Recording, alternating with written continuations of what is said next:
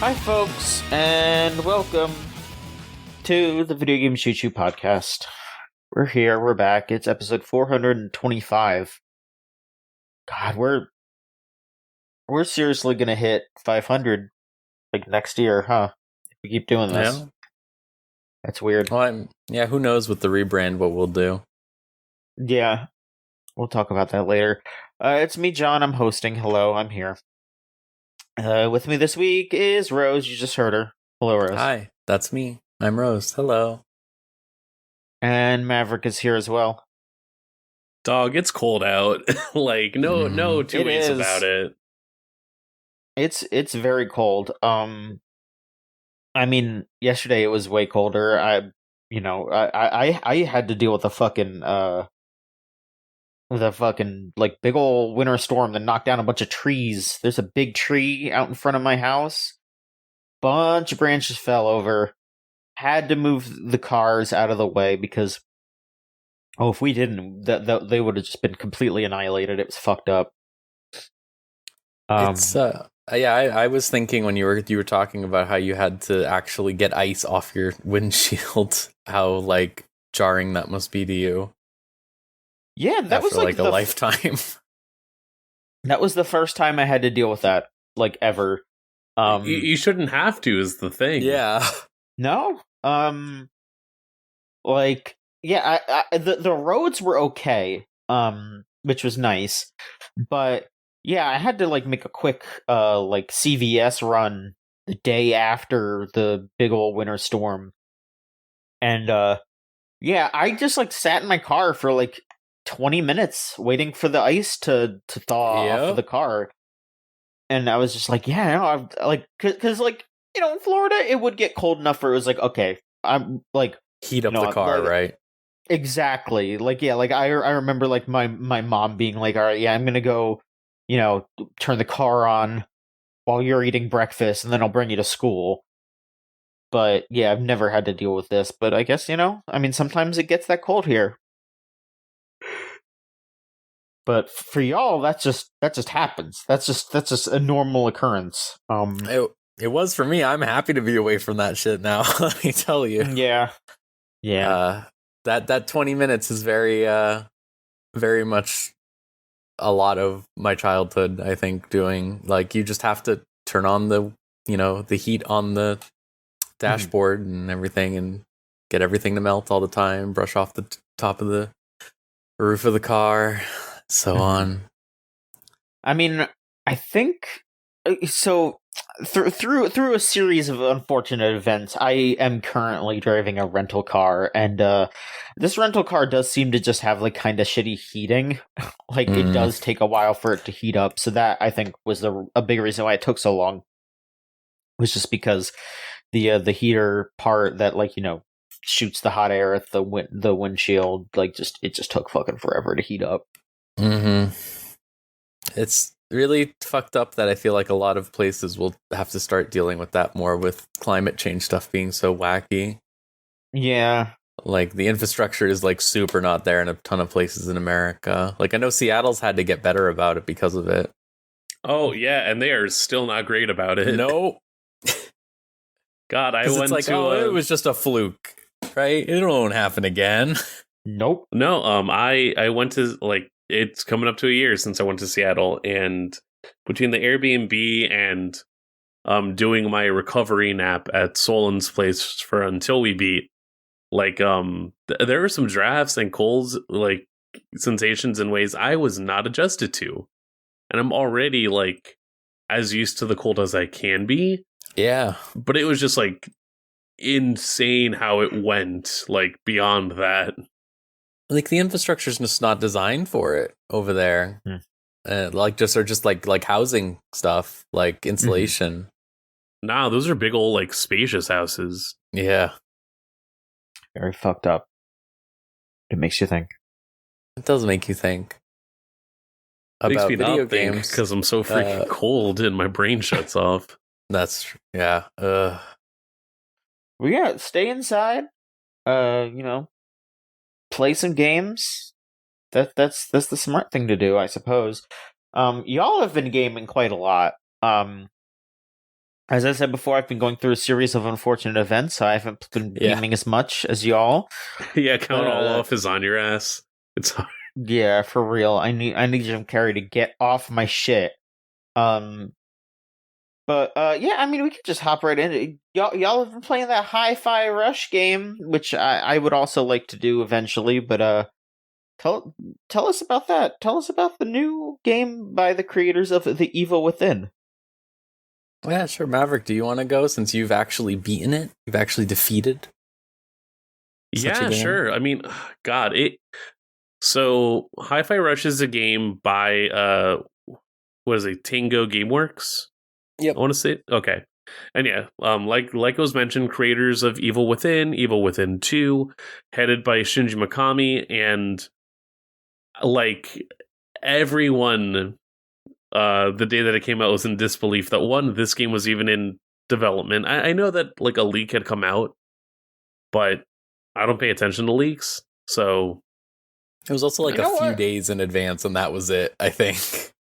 Yeah, I was gonna say I pay attention to leaks, and I didn't see anything about it. So it was like literally like 2 days before the event. I think people are saying like Hi-Fi Rush has been trademarked or whatever. Right, and so like yeah, very limited knowledge on what this was, and then the trailer comes out. I feel like I must have been taking a nap when the actual like either taking a nap or like in the middle of work when the project itself got released, and then immediately it's like, oh, it's dropping later tonight on Game Pass. What? I need to look at this. I see the trailer, and Hi-Fi Rush is a game where you are Chai, this young 25-year-old who wants to be a rock star. No elaboration there. He is in the city of, or he's coming into like Vandalay Industries, this like tech corporation, in order to be a part of this project for assumed purposes. Like, you don't really get too much. It's not trying to imply a lot. Just like once things go through, this would have given him like an augmentation, and probably would have helped out with like that whole dream. In the middle of this, he gets a music player, like his like raggedy ass iPod gets mixed up in the process, and so now his heart is connected to his MP3 player. Everything's coming on beat. His robot arm, which is supposed to be like a garbage disposal unit, can collect a bunch of metal, and he's labeled as a defect and has to fight his way out of his whole situation, but fight to the beat. And along the way, he gets a few friends. Your immediate companion is 808 the cat, which is a creation of Peppermint, a girl with a robotic leg. And I appreciate that in this kind of a like world, like augmentation is just a given. No additional explanation for why, outside of like, oh, hey, I got in an accident, or yeah, this stuff happened, but it's never like it is never anyone's like focus of like, this is why I have to be. It's more like, yeah, something happened, I'm going along with it now. We all do this, or you don't. It's fine. No one cares too much. And I appreciate that sort of just like, it's never like the focal point of like, this is what's going to make me the alpha human or whatever. It's just like, I wanted to do it. And we meet other friends along the way, but it took like a few days, I think, for people to really sink in the fact that this game is a rhythm-based character action game. And it does it really well. It really does. I think like it's hard in general to find good character action games, let alone character action games. But like the fact that someone actually finally decided to make, I feel like there's been forays into this stuff with like, Metal Hellsinger to an extent could be described as such a thing, I suppose. But this is like super on the PS2 like style DMC ass stuff. The other equivalent I've seen is No Straight Roads, which if you are a fan of that game, by all means, I can see the comparison there. I tried some of it. It doesn't feel like what I look for when it comes to this kind of an idea. But yeah, overall here, like it really comes into its own, where basically all of your attacks are on beat. You like Chai is consistently doing a combo that is on a like 1, 2, 3, 4 pattern. And if you for light attacks, for heavy attacks, like that is also railed to 1, 2, 3. And you can combine the two in order to create your combinations, but like you are guaranteed to hit enemies and be able to get through levels. If you're able to, between the entire environment, basically like pulsing in beat, Chai is snapping his fingers along 808 for reasons in the plot, like becomes like a little like marker as well.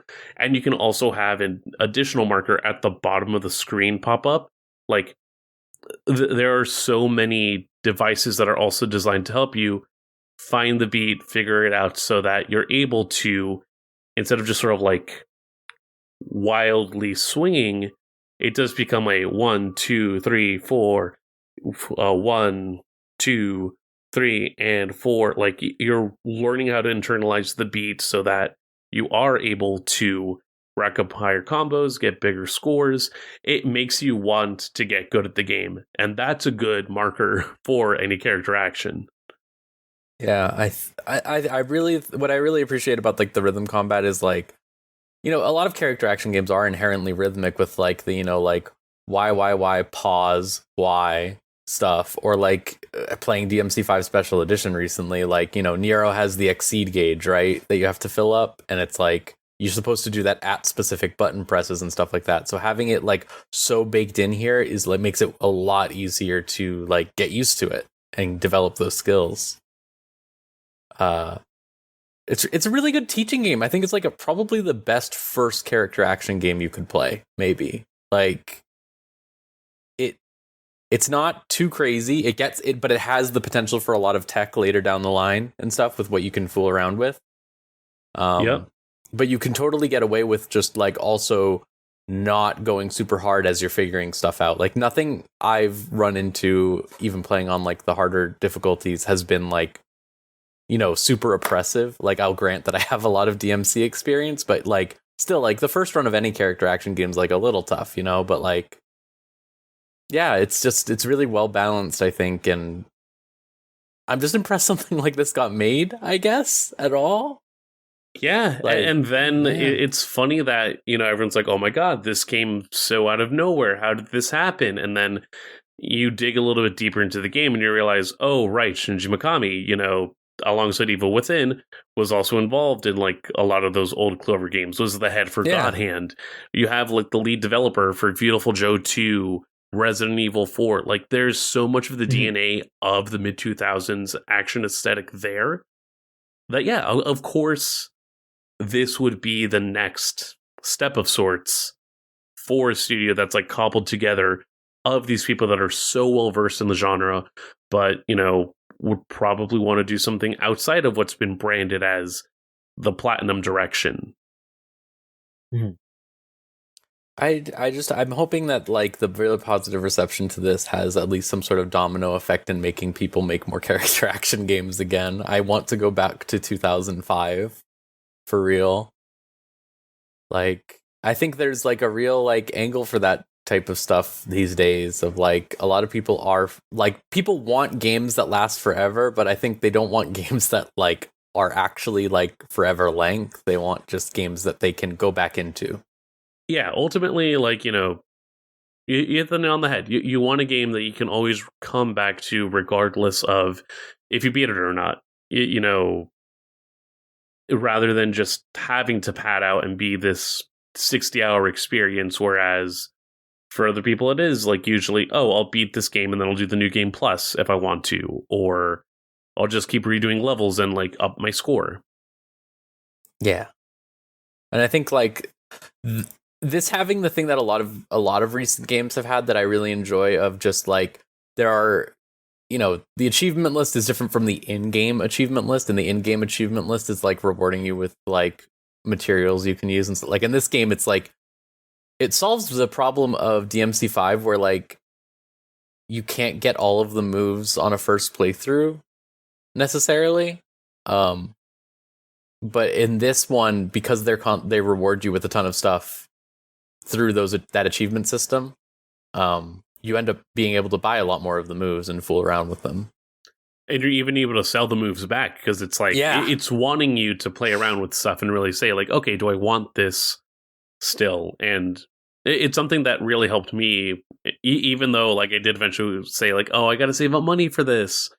It kind of made me go and sit and realize, like, oh, do I want all of these? Yeah, do I actually need that move? Yeah. I think, like Bayonetta obviously delves into that at times because they let you turn shit off. But, like, in Bayonetta, you, like, almost never want to turn shit off like that. But here it almost feels like you should be. Yeah, like for a game like Bayonetta, it's more so like, oh god, I gotta save up money to get the thing that I know I'm gonna want to use and mess around with. Or, DMC, they'll lock the double jump for a minute just so you get used to everything else.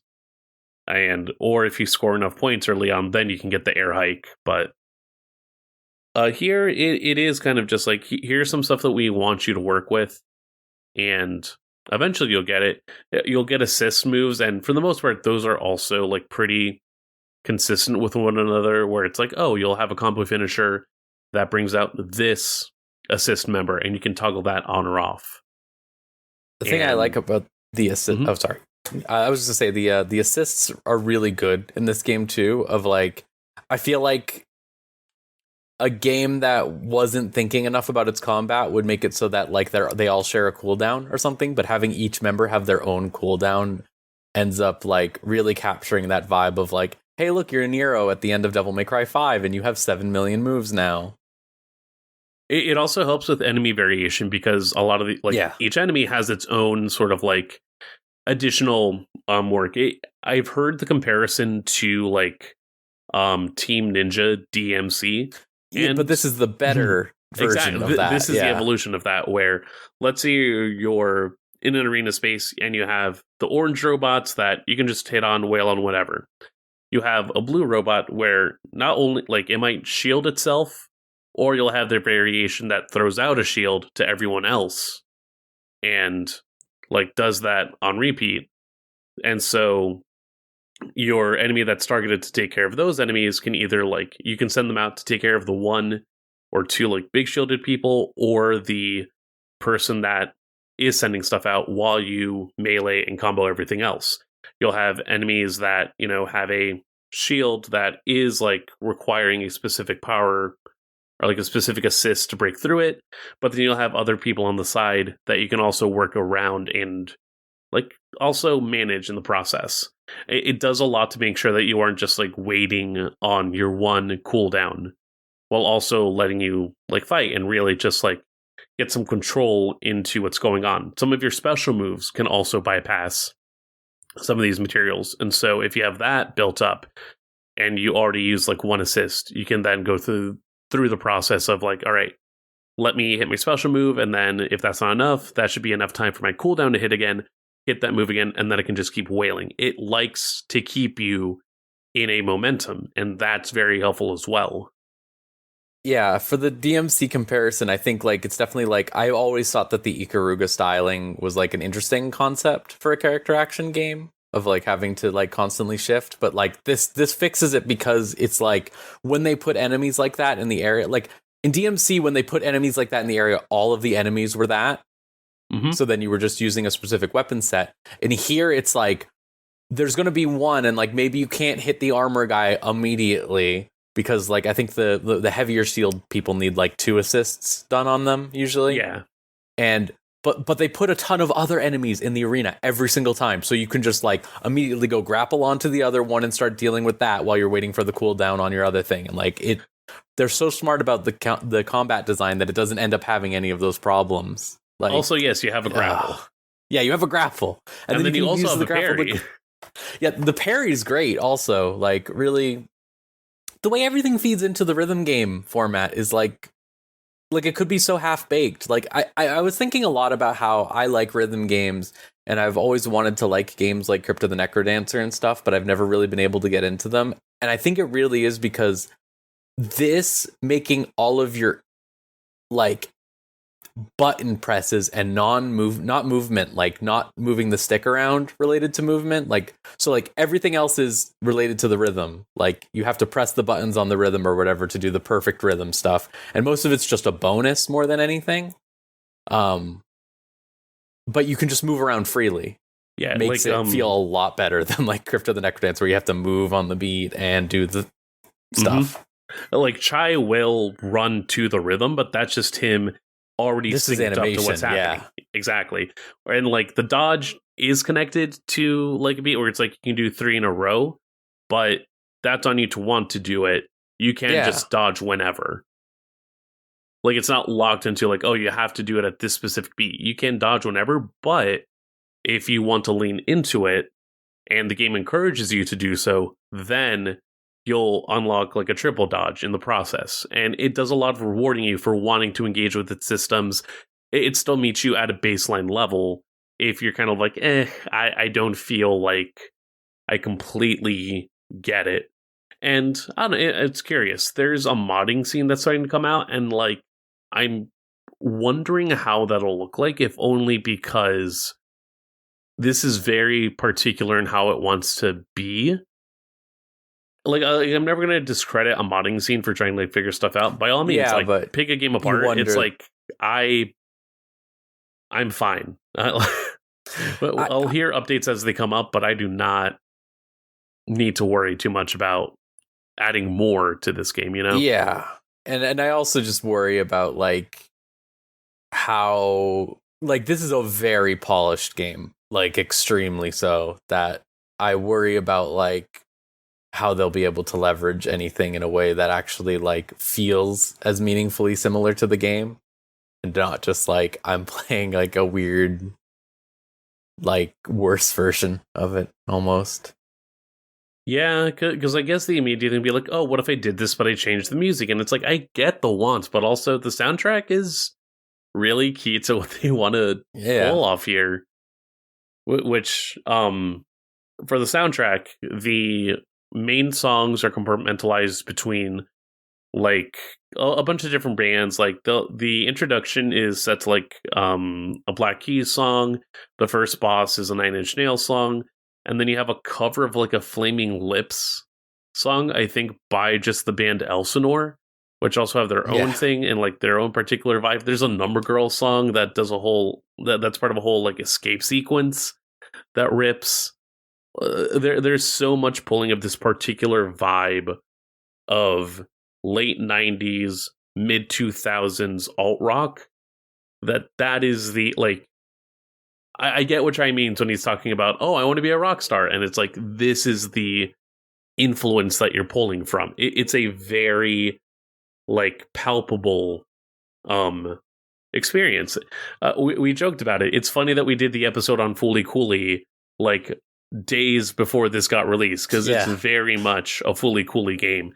In the same way Guitaru Man is, in the same way that it just, like, wants to have its own flair for overall story that's like not taking itself too seriously, and at the end of the day, you know, the power of friendship takes care of everything. Watch out for your fellow homie. Like it's nothing too deep, and it's funny seeing it get compared to Forspoken, especially when it comes to the dialogue, if only because like the main difference is just that one wants to be a Saturday morning cartoon while the other doesn't. And that purpose of writing is what affects a lot of like the impact for some of the points and some of the character interactions. But at no point does it ever feel cloying at the same time. It's a game that realizes, like, for all I've heard of Forspoken, it really feels like a game where they don't realize that the character's super annoying. And this is a game that realizes its character is super annoying and leans into it. Yeah. Where, like, like when a joke lands, it'll feel like it lands. Or then if it doesn't, then everyone will say, hey, Chai, that sucked. Yeah, you fucking suck, dude. Yeah. Whereas Forspoken is, like, for parts of it, like, you know, I hear that there is decent portrayal of, like, you know, being a poor kid in New York, where apparently there's a scene where you see the main character in her, like, New York apartment and she has like her 3 good pairs of shoes that are up on the shelf because those are her 3 good pairs of shoes. She's gonna make sure to have them around, and like that, like there's bits and pieces that feel lived in and like comfortable, but then you have to contest that with everything else where there's so much of a, and to bring back around with more news, like Kenny the Gun from High on Life is the one no but in a world that wants to try and yes and. Mm-hmm. Here you have another character that's trying to no but in a world where they try and yes and. Hi-Fi Rush, none of that. Everyone is yes-anding, even if it sounds like sarcastic or farcical. It's never in spite of itself. Like, a character will go, "Oh man, I can't believe," like, in the same breath that like a character will say, "Oh man, I can't believe that this is happening," like he'll get just as eager about whether or not he can get a gift basket at the end of like an obstacle course. Yeah. If there was a fucked up award for best usage of Yuri Lowenthal, this would be it, I think, probably. With Chai. Oh, that's not Yuri Lowenthal. Yuri Lowenthal? Really? No, that's Robbie Damon. Okay.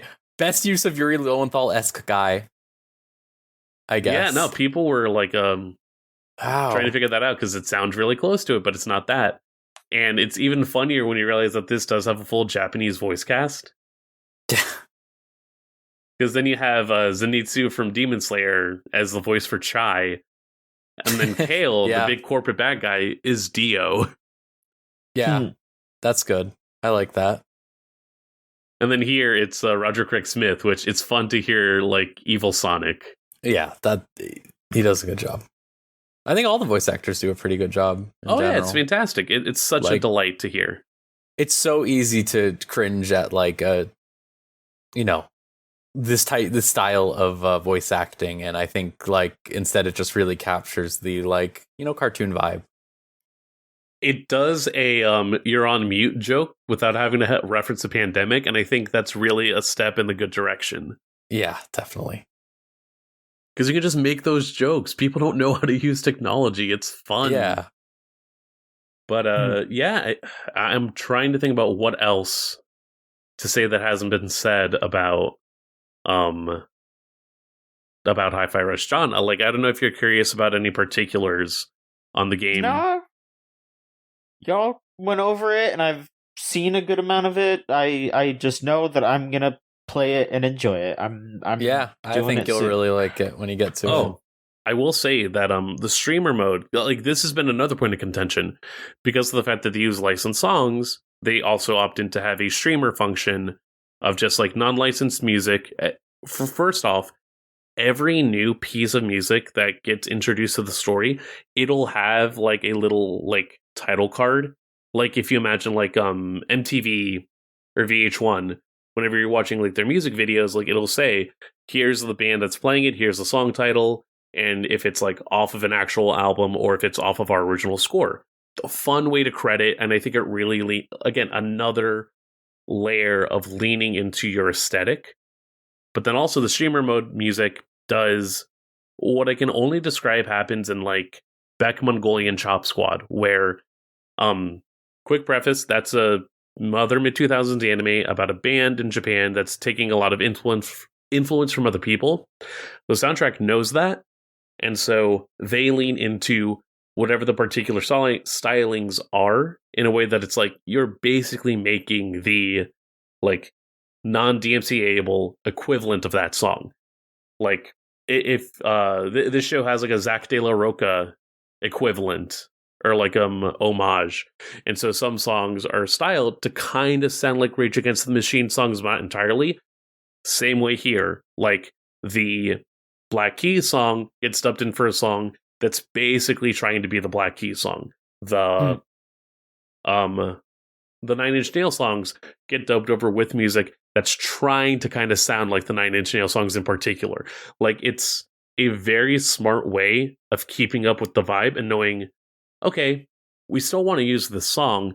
What pieces can we still include so that in the world of DMCA and bullshit with copyright, we can still make sure people that enjoy the game are able to share that with other people. Like, it gets to the point that, like, there's arguments on whether or not the streamer mode versions are better than the live versions.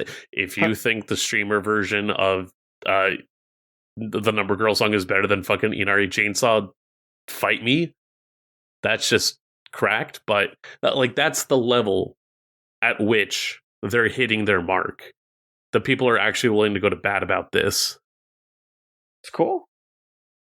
There's a Xenogears reference. Yeah. I really liked the director of the game talking about it, saying that they had to email Square Enix to ask for permission, and Square Enix was like, weird question, but okay. Yeah. Yeah, overall, just if you haven't had a chance to try it out yet, it's $30 on Steam. A crazy price for that, like, genuinely. It is also an Xbox exclusive at the moment, but if you have Game Pass, that's also another option. But yeah, no, $30 is a steal.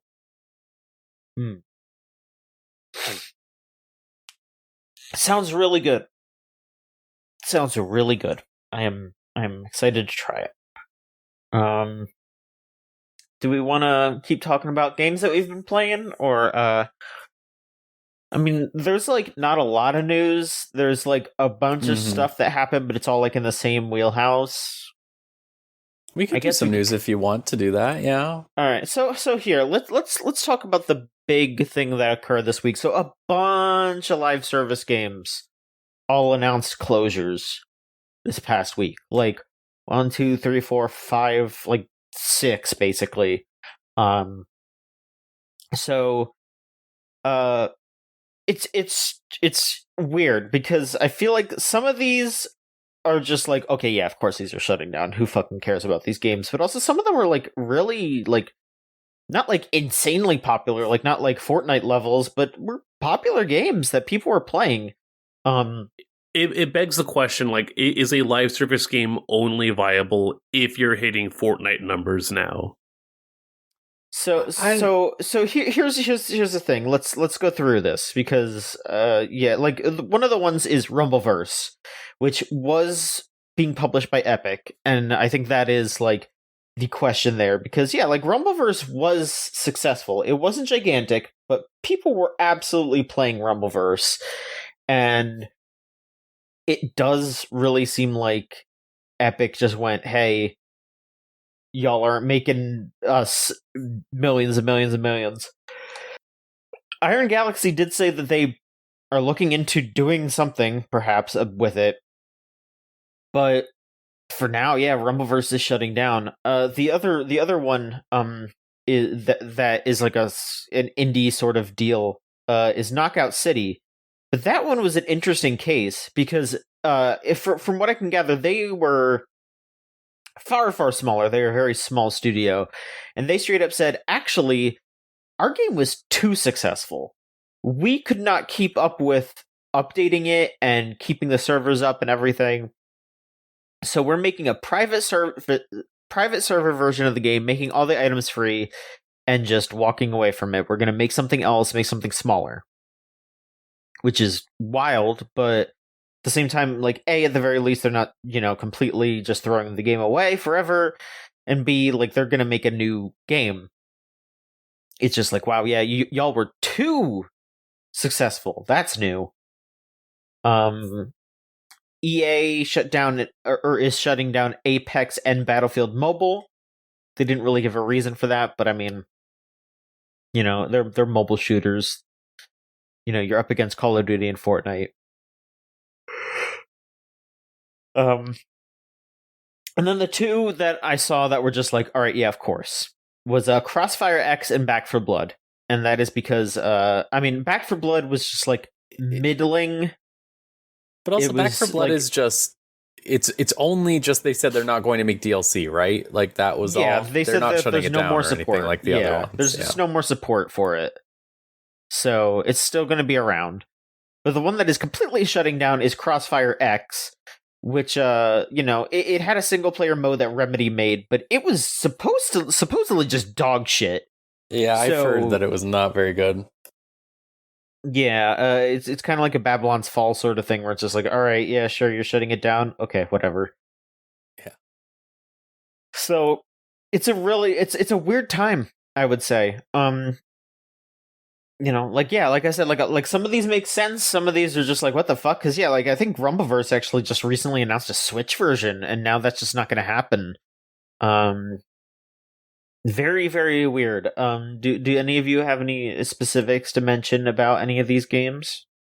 My only real thing is like I think like it's good. Like I think Knockout City was saying that they're going to add private server support and stuff, right? Right. And that's really good, and that's what I wish all of these would do in general. I think like being an MMO player for so long and like knowing about MMOs and like seeing like people try to make private servers and like have to really struggle when a game gets shut down like this before the infrastructure's there. It's like frustrating because it really is just deleting these games completely, right? Like there is the possibility, like Iron Galaxy says with Rumbleverse, that they might just find another publisher or something for it and try to get it going again, but like it is the type of thing where it's like I really wish this stuff was more open source to an extent of like when you have a novel idea like this, like I don't like Apex and Battlefield Mobile, whatever, like those should never have been made, probably. Like those were trying to leverage a market that already had a game, and like Apex specifically, like not having any account linking and stuff like that, so you'd literally just have to start from the beginning again.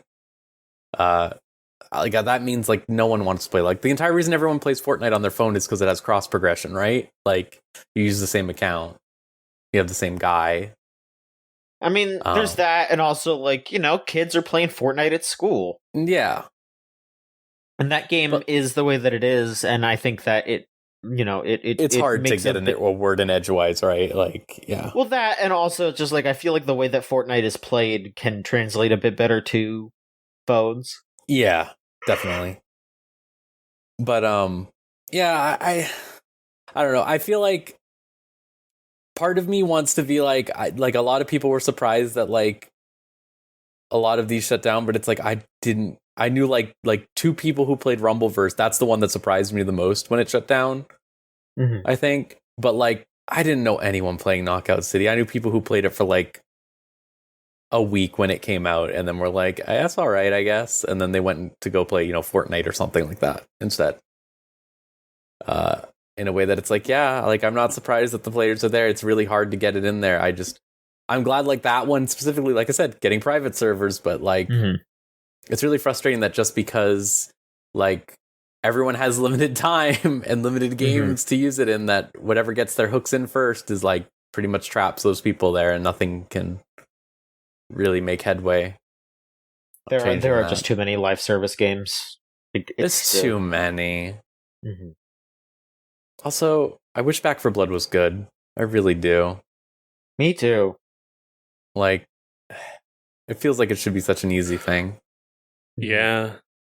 For now, like when it comes to Rumbleverse, you do have access to the full Battle Pass currently. If you did want to just give it a download, we're curious about it and wanted to just see it off on its last month. That one, I don't know. That one does spurn me a bit, if only because like Knockout City managed to get 9 seasons in, and that is at least that's an amount.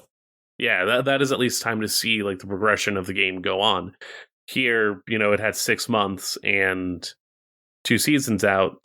I just really wish it had more space, especially with the fact that it's like, what, in the case of Rumbleverse specifically, what is the reasoning for it, Yeah, because like this was a good game that people liked. Like even if the player count wasn't there, like it was still a good game. You'd think that they would just try to find a new way to like relaunch it or something. Like that fucking... And even if the player count isn't there, you have the game that is actively breaking your player count to fall back on. Like like you don't need, you can take this loss. Like for real, like if it was a loss, which I doubt it was, right? Like exactly. I'm sure it was just the point. Like, is this the marker of games as a service going now the route that movies are at, where you can't really make a like $50,000 drama or rom-com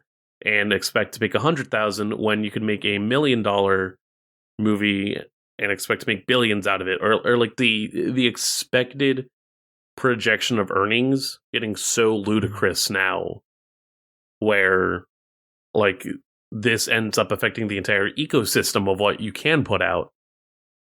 The 80 for Brady of video games is what we're going to be looking at soon. I think that's a great point to say of us, like, you know, like they have Fortnite to rely on, that they could get this. It's just crazy to think that this game had even less time afforded to it than fucking Babylon's Fall, which is a bad game. Like, no one was playing that. But also, what was really getting me is, like, you ever heard of that, like, fucking Robin Hood game that, like, existed for, like, 6 years, and they relaunched it, like, 3 times, and it, like, had a peak player count of, like, 600 at any given time? Like, like, the games like that can just exist for some reason, and then this, in, like, the arms of a publisher who has basically infinite money, it's like, come on. Yes, I think it was the Imran Khan wrote an article that was like pointing out basically that Epic's thing with Rumbleverse was like the other big live service games that they have other than Fortnite is like, you know, Rocket League and fucking Fall Guys.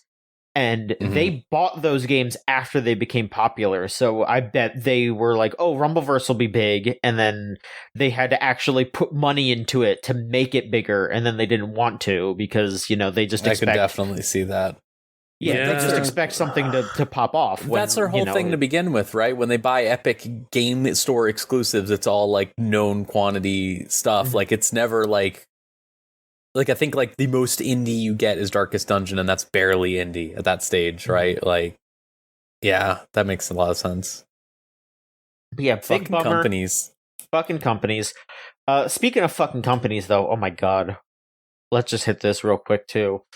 In the aftermath of this Apex and Battlefield Mobile closure, we also got word from Jeff Grubb that EA also canceled an Apex Legends single player game that sounded like it was basically good, like it was going to be Titanfall 3 and everything but name only. Just sounded like it was going to be cool as fuck. Lots of cool like mechanics. It was going to have wall running. Titans were going to be in it. Fuck. Fuck. Yeah, reading like Doom Eternal, like as like one of the only people who really, really likes Doom Eternal that I know, I was like, oh, that would have been so good. Doom Eternal made by like more competent FPS developers. Doom Eternal, maybe that's the like Doom the wrong Eternal word. movement. Like without, yeah, Doom Eternal without the crunch nightmare development cycle of Doom Eternal. Yeah, it's just like everything about it sounded super cool. They were talking about. He also mentioned that like there was going to be some upgrade things where, you know, you would be able to upgrade your character to have like different abilities based on what weapons you're using, and they compared it to Hades, which, oh my god, like it makes me so mad that it really does sound like this is going to be a really special, cool game, and they just threw it out for like no reason. I guess, I don't know. I would love if they would do anything. I think like it's really interesting, like thinking about, like I was talking with a friend about this, but like basically like we're starting to see like a lot of gacha games like finally actually make good on the money that they got out of them. Mm-hmm. And like they can never truly make good, you know, but like they're actually doing stuff. Like Fate has announced like 5 games at this point, like a bunch of movies. We've gotten localizations, re-releases and stuff like that. Apex Legends has made such an insane amount of money for EA, and absolutely nothing has come out of it. Like nothing in like the 3 or 4 years it's been out. Like they make less games at EA. Like they cancel so much. Like it's just like, obviously there's so many discussions about you know, how these companies are structured and where the money goes and all this other stuff that you can have, but it's like it's insane that like people will say that you're supporting a game by buying stuff in Apex or whatever, and then it's like, are you really though? Like you can't I don't think you can like rightfully say that with You how really a lot of these can't. games are going. Like Destiny, right? Like Destiny 2 is a good example. Bungie went independent and they said, we're going to sponsor ourselves entirely through the microtransaction store, and that's why we're keeping it and doing all this stuff. And they did all that, and then they were like, also, we're going to take $1 trillion from Sony to get bought. Mm-hmm. It's like, oh, okay. So like, what were you doing with that other money? Like, AAA games are hellish. We should.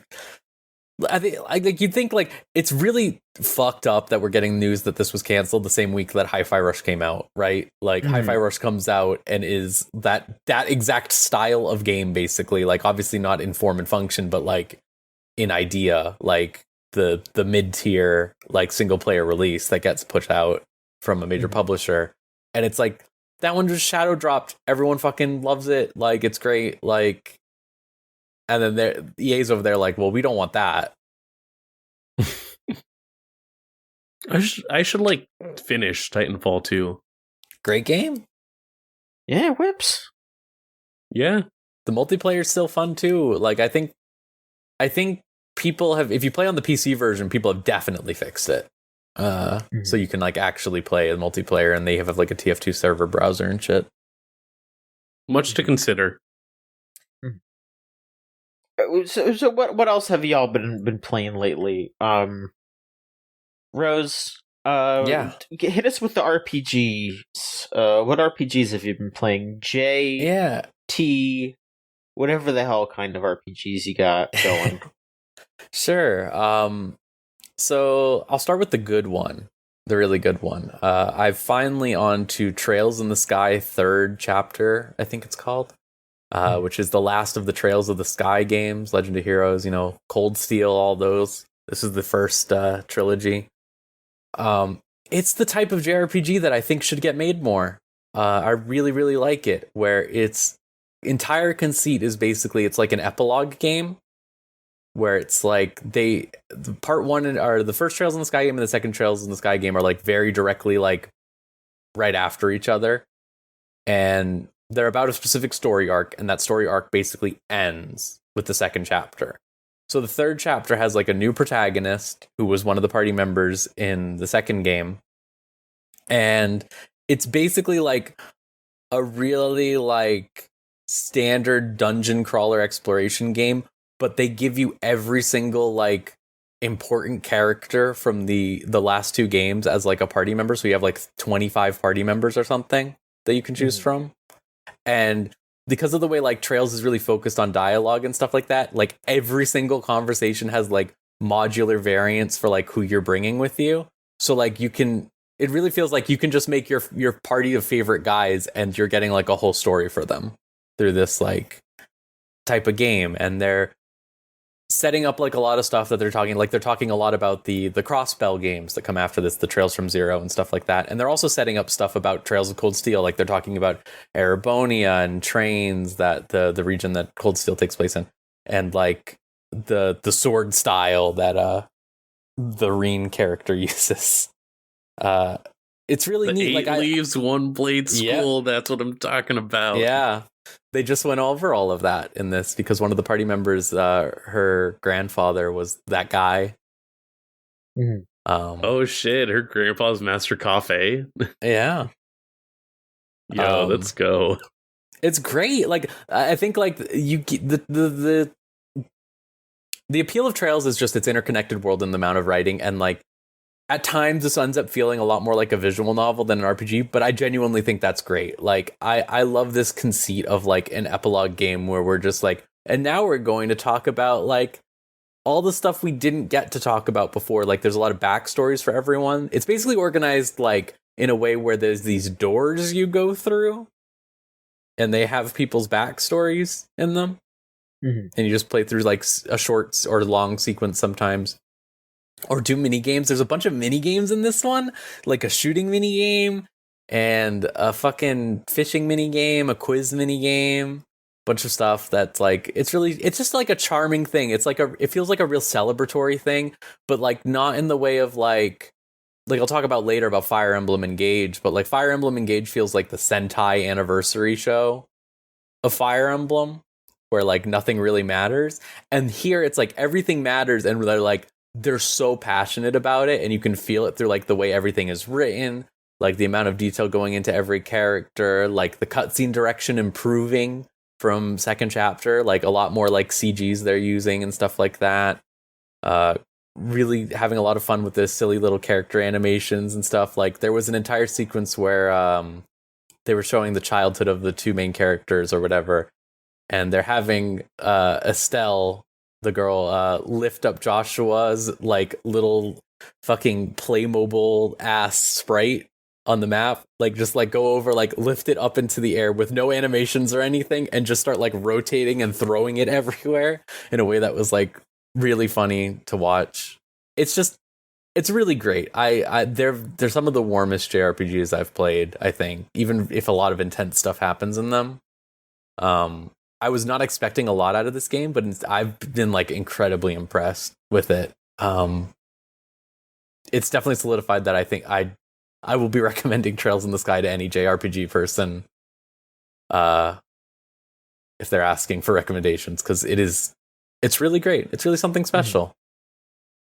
The bad RPG, no, it's not that bad, but you know, I've been playing Neptunia Sisters versus Sisters, the most recent Neptunia game. I hate it when women fight. So here's the thing. I have no fucking idea why it's called that, because the women are not fighting, really. What? Like, come on. Based on the conceit, like, so there are sisters in Neptunia, right? They have the second game of the original Neptunia games was like you play as the sisters of the main characters. And I was assuming it was going to be like some spin on that, where it's like, oh, we're just fighting with our sisters for something. No, I think it's just that the main antagonist has a sister, maybe. And that's the reason it's called that. But it hasn't really had much to do with anything. This is another action Neptunia game. Think Tales of Arise, basically. That is what they are going for with this one. I really wish they would go back to the JRPG style of Neptunia, because I think like you can get a lot out of that basic ass turn-based function. And they have made like I think 5 different action Neptunia games in the last like 4 years or something, and they have all played completely differently in a way that drives me completely insane. So I would like a little bit of consistency. It plays totally fine. A lot of systems are just sort of like unnecessary more than anything. What I think is good about this, at least, like I don't think this is a good game, to be clear, but they have done away with like basically all of the like trope stuff that Neptunia used to like heavily lean in on, like, you know, like haha, I have big boobs, stuff like that. They've gotten rid of like all of that and doubled down on like all of the insane conversations they're having that you're just like, why is this in a video game? Why am I hearing this right now? Like I was tweeting about it before, but like there's an entire sequence where Neptunia is like, wow, Nepgear, while I was in a coma, they released Shenmue 3. Like I pledged to the Kickstarter, and I was like, couldn't believe that it actually came out, and I went and played it, and it fucking sucked.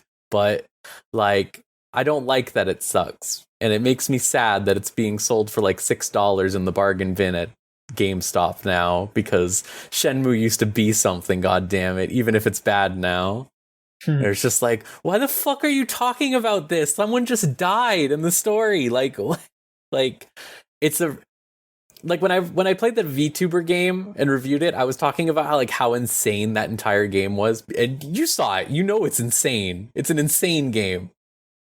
And this is insane in like similar ways, but it's a lot more contained, that it feels like a lot more approachable. I think they have the potential to make a good that's an insane thing to say. They have the potential to make a good Neptunia game after playing through this. I genuinely believe this. Like, they have gotten out of their ass in a lot of really important ways, and I think that they're starting to have the passion there to like actually be trying to do something with it. Like, this one actually made like an open world map, and it's really shit. Don't get me wrong. It's not a good open world map, but they made one for the city Neptune lives in, and like just being able to walk around there and like go into shops and like talk to random NPCs is like surprisingly a step up in a way that you wouldn't expect. I think it's showing like a lot of care put into it, which is not something I would have ever said the Neptunia games have had. They've always just been novelties. I would be very interested to see what they do after this, because they're getting closer every time recently with some of their ideas. I don't know. It's insane. I'm sorry for saying all that stuff about Neptunia.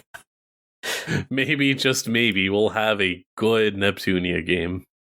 I think like they got close in the past sometimes, but it's just like in the past, definitely, like I said, there was a lot of just reliance on like, you know, like, oh, the big boob character is going to say, haha, you don't have any boobs or whatever. But like here, it's like the big boob character is going to say something like, haha, you fucked up so bad when you made the Vita. And they're like, at least I didn't make the fucking Microsoft phone. Like, at least I didn't make the damn phone that you could play Xbox games on. How'd that go for you? And she was just like, shut up. I knew someone with that phone. I did too. And they claimed it was great, and I did not see it. They immediately did not have that phone after a while. Yeah. Yeah. JRPGs are great. I highly recommend them.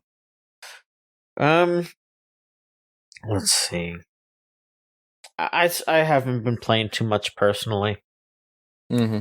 I read a little bit more of Witch on the Holy Night, right? That's it?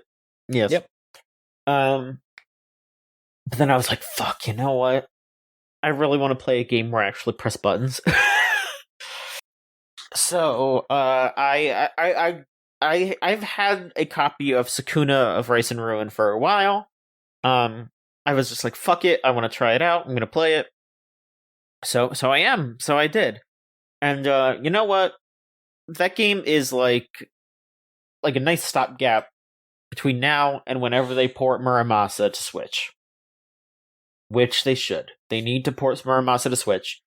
But this is just a simpler combat Muramasa with farming sim elements. And it's cute. It's just a cute little game. I'd recommend it to anybody. You could get it cheap by now, probably. Yeah. Play as this little harvest/war goddess named Sakuna, who gets in big old trouble because she accidentally leads some humans to the god realm, and the humans burn a bunch of offerings on accident. It's also kind of Sakuna's fault as well. So they go to the island of demons, and so you're growing rice and trying to feed yourself and the family every night. You have to go out hunting and expand your influence over the island by defeating enemies and, you know, gathering things to eat. And Sakuna, because she is both a harvest and a warrior goddess, the way her power-ups work is you grow rice out in a field where you live, and based on the quality of the rice, you get stronger each time.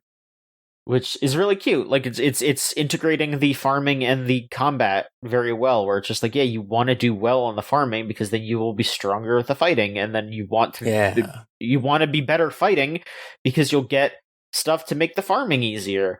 So it's just a really satisfying loop. Very smart gameplay, and it is just cute. Like it's just a cute game. Like the graphics are fun. Just good. It's just good. I would recommend it again. Like, I still like the combat definitely leaves a little bit to be desired, but it's only a little under Muramasa, I would say. Like it's just it like Muramasa is that hack and slash button mashy perfection, and this is definitely just leaning towards more the button mashy aspect, but it's still fun.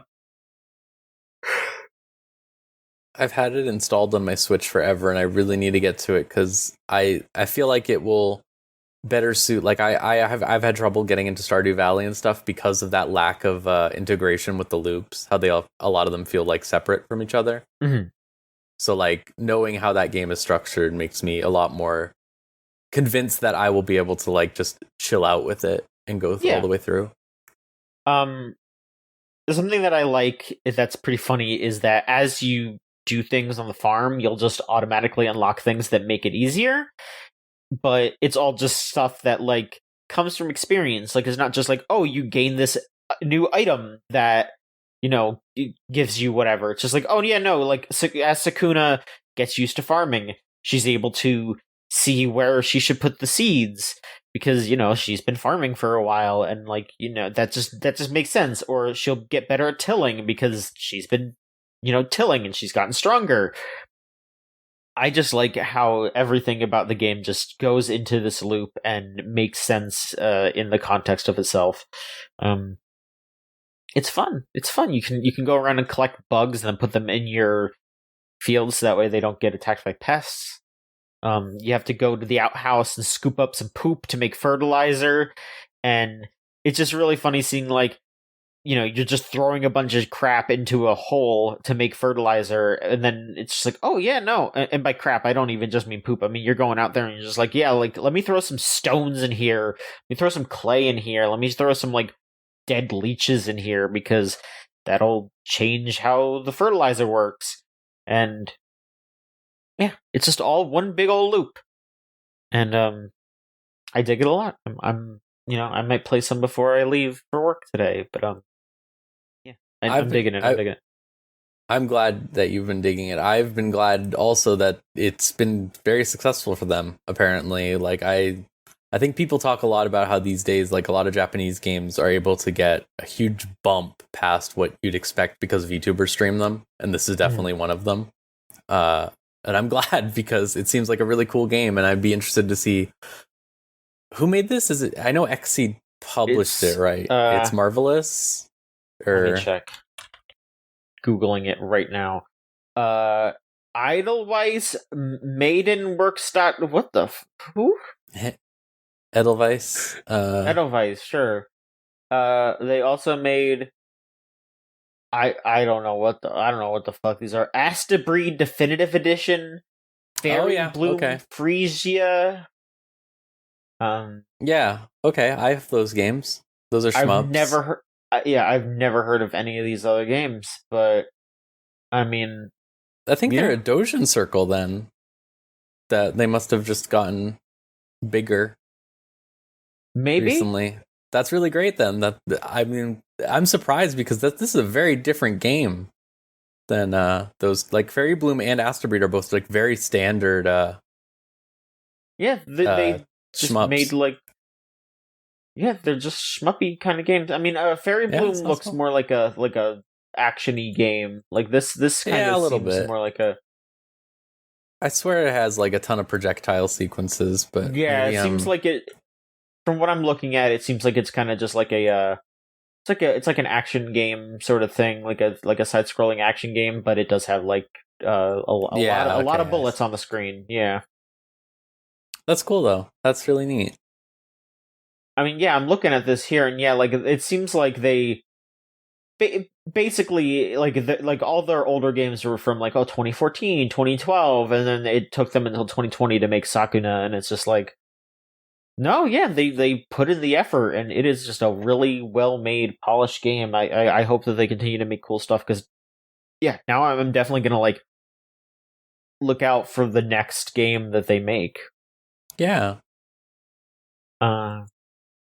Let's see, more news. Let's see here. So, E3 is happening this year. They have confirmed it, but IGN is reporting that all three of the big three will not be at E3.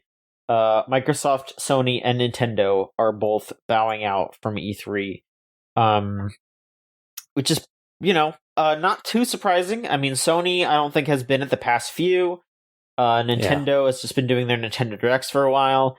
And Microsoft is, like, technically not going to be there, but it seems like they're just going to do what they've been doing for the past few years, which is just using using their own space at the Microsoft, you know, there is a fucking Microsoft theater right across the street from where E3 is held. And they just do stuff there, and they're just doing that again, it seems like. Yeah, I don't know. I mean, I'm of multiple opinions of this, where it's just like, yeah, you know, like, it's nice to have this time where everything gets announced and it's not just trickled out. Like, I like the concept of E3 to just be like, here is the big gamer news time. This is when you need to pay attention. But also at the same time, yeah, like the big companies don't need this anymore. Yeah. I mean, they need the space to like, you know, like meet up with people and like make deals. Yeah. Just why like E3 is never going to truly go away, but they don't need the streams because they can just do the directs. Like Nintendo is just doing the Nintendo directs for the longest time. And I mean, even like this year, honestly, like if the rumors are true that this year is going to be really slim for Nintendo because they're like going to start ramping up to putting out a new console of some kind, like probably next year or whatever, like it makes sense that they're not going to show anything off here because like Zelda's going to be out before E3. And if there's anything else that they're going to show, Metroid Prime 4. I mean, yeah, like, who knows about that? Like, at this point, if they are making a new console, that might just be on whatever. They always do both, anyways, on that stuff. So yeah, it might be like a Breath of the Wild 1 sort of deal where it's on Switch and whatever's next. Twilight Princess. That too, yeah.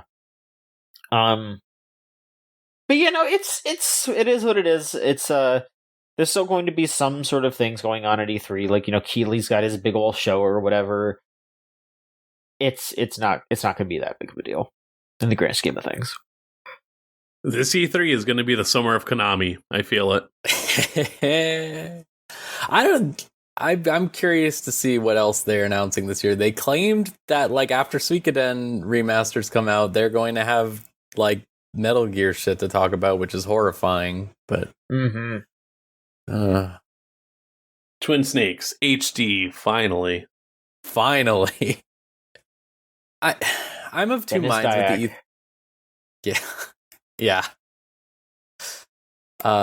I'm of two minds of the E3 stuff of like like I would love E3 to die extremely just because the SA sucks like really bad, but like it is really surprising to see stuff like PAX has the big three, you know, like it's obviously not on the level of pageantry of stuff like that, but like there's Nintendo kiosks, there's Microsoft kiosks. Like the lack of a Microsoft kiosk means like all of those different developers that Microsoft owns now, because they own everyone, just won't be at E3, right? So like what's left?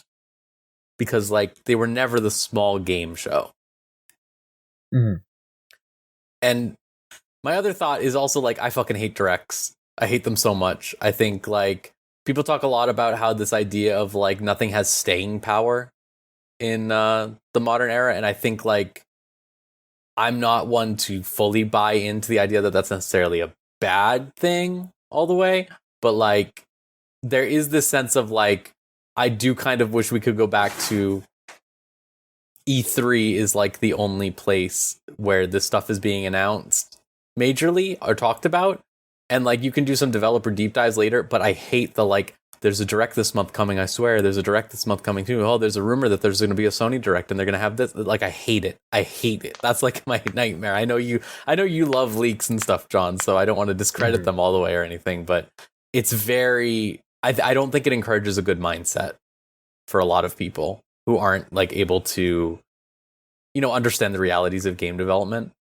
Like having this constant drip feed and like expectation cycle definitely fucks with it. No, I agree, because in a sense, because like yeah, like I think see, okay, I don't want to sound like too much of a Nintendo fanboy here, but I will at the very least say that I think the thing is that Nintendo, I think, does directs right, in that normally when they do a direct, they at least have like a good swath of things to talk about. And, you know, there's so many times where like there's an Xbox direct or a Sony direct or whatever, and it's just like, here's a bunch of trailers from games that we already announced and no actual new information. Like they just do that all the time. But like at the very least with Nintendo Direct, it's like, okay, when a Nintendo Direct happens, we are going to see new games. And sure, that feels like the big thing is that they take these times to like announce stuff, and then if they do developer deep dives, if they do further details, it is normally a separate thing where, like, blog they'll post have usually. Even they'll do blog posts, they'll put things up on YouTube, or like if they do They'll do another the Treehouse direct stuff. they do treehouse stuff, or like, they will do something like, oh yeah, here's the, like Xenoblade Direct or the Fire Emblem Direct or whatever, which like those will be the deep dives for the specific games, and you can skip those if you're not interested in that game. Like, I don't watch the Fire Emblem Directs. I don't, like, I didn't watch the Xenoblade Direct because I already knew I was going to buy it. Yeah. But it's just like, that feels like less of a waste of your time when, like, Microsoft is like, okay, we're having a direct, and it's all like, like they just had their event, and they did Hi-Fi Rush, which is that thing.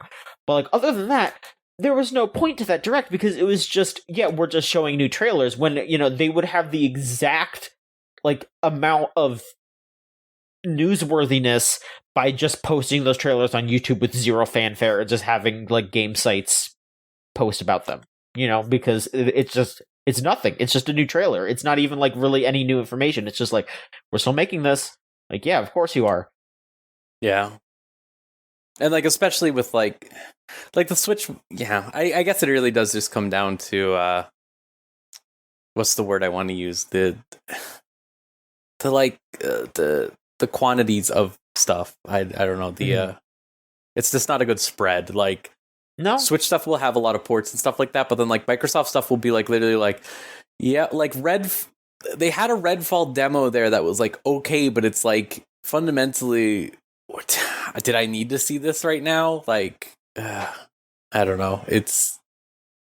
I think E3 encourages people to be quick and concise in a way that, like, because it's more packed. Like, yeah, you're doing a presentation. They have an hour and a half to show stuff. They have like an hour and a half to show stuff, and like, like there have been shitty E3s where they've shown something for way too long, but like also it's during a week of a bunch of shit. So if you have like a showcase where it's just like, oh yeah, no, they sat there and they played that multiplayer game for like 7 minutes and did all their awkward banter or whatever, the very least like in like an hour or so you're gonna see something cool, and you're not gonna think about that anymore, where it's just like, yeah, now like today's big event was that Microsoft has a direct, and everyone had to get out of the way because there was a Microsoft direct announced today, and they showed one new game, and it's like, yeah, that one new game is fucking cool, but it's just like, all right, now what?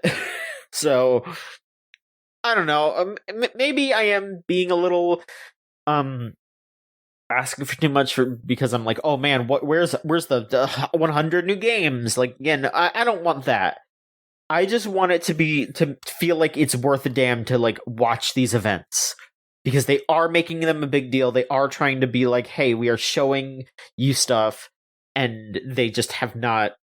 Like it's crazy that Nintendo's been doing these directs for like how long they've been doing it, like what, like 10 years now or some shit, and Microsoft and Sony still just don't understand like how to do one. Like how to do this in any way that is actually interesting. It's just like it's crazy that they can't figure that out. Yeah, like people talk about Nintendo being behind the times, and they're right in a lot of respect, but it's insane to see like no one at Microsoft can figure out how to do this stuff. Mm-hmm. Especially Sony. Yeah. Yeah, no, E3 going down the tube, I suppose. Yeah. They got the PAX people to do it, right? Reed Pop? Yeah, which, like that just tells me they're going to try to make it more of a public event where they're going to have like average people going there, and it's just like, like no judgment to people who just want to go play video games, who want to go to a convention. But it's just like, I'm thinking as someone who has gone to E3 in a professional sense, and it was before it was massively public, and just thinking that it was a straight up hassle to have to like deal with a bunch of people who showed up there just to get merch and just to like play a game and not like do work. Like it did actively get in the way. And like I think that there should be ways for fans to get their hands on games early. There should be ways for fans to celebrate games. Like there aren't really that many like big video game conventions. Like, there is like the PAXs and all that, but there's, like, I mean, you think about like anime conventions, and there's like a good amount of anime conventions in America that you can go to that like all year. Like, you have like your Anime Expo, you have Otakon, you have SakuraCon. Like, there's a good amount of things to go to if you care, but video games just doesn't have anything like that. And I can see why like they want to turn E3 into that, but like, they should at the very least, which I think they are, but at the very least make sure that there is like a Tokyo Game Show kind of thing where it's just like, yeah, this is the day for press, this is the day for the public. And it, like, again, I'm not saying this to be like, oh, the unwatched masses. Like, no, of course not. Like, it is a very different beast, like going to E3 to cover it and having appointments and trying to talk to people and just going there to have fun. And, like, in both cases, you're getting in the way. Because, like, yeah, if I'm sitting there trying to do an interview with somebody, or I need to show up for an appointment or whatever, like, that's getting in the way of people who could just, go there to have fun. And, like, yeah, it's just tough to have both of those things at the same time. And, yeah, they definitely need to cordon those off. It's in an era where, like, it's always been like this, but like in an era where more and more people are realizing how insane the transparency is in the game industry, and how like there's no one knows anything that's happening at any time, and we have this entire like subset of people that exist in the journalism space to basically just guess stuff because of it. Yeah. It's frustrating to see one of the few events where there is that level of transparency, where it is like hands-on and back and forth discussion between developers and critics and like press. Like having that go away completely it sucks. Like I know it's been like that for a few years now with COVID and everything, but it really does suck to just be like, yeah, we are remaking this thing, and it is just not going to be like that. I mean, again, like, and then turning that sort of event into something that is way more open to the public also will get in the way of smaller sites getting the chance to get in there. Because like we used to be able to get, like, we got into E3 with just our own work at one point. Like, one year we actually got into E3 just because of what we do. And then the next year was the one where they started opening it up or further to the public, and then they turned us down because they just wanted money out of us. They wanted us to have to buy tickets because they're like, yeah, you're not GameSpot, you're not IGN, you're not Kotaku, so you need to pay to come in because, you're on the same level as the public. And it's just like no, I'm doing this for work. Like I we don't have that kind of money to just be blowing that kind of shit just to go there. Like we're trying to do coverage. We're not just goofing around, which, like, again, not to say that having fun and going there to have fun is bad, but it's just like, this shouldn't be something where they're trying to like turn a massive profit. It is news. It is information that we need to distribute to people, and opinions and previews and that sort of thing. Like, that is what it should be for. And it's the influencer shit where they know that they can also just very easily just get a bunch of influencers in there and just be like, all right, we will give you a bunch of free swag if you say that our game is good. Yeah, it's frustrating. It's frustrating. Yeah. Let's see here. Some more games real quick. Some more games that y'all have been playing. Maverick, tell us what's up. Tell us what's up with Pizza Tower. Because I'm also very interested in this game as well.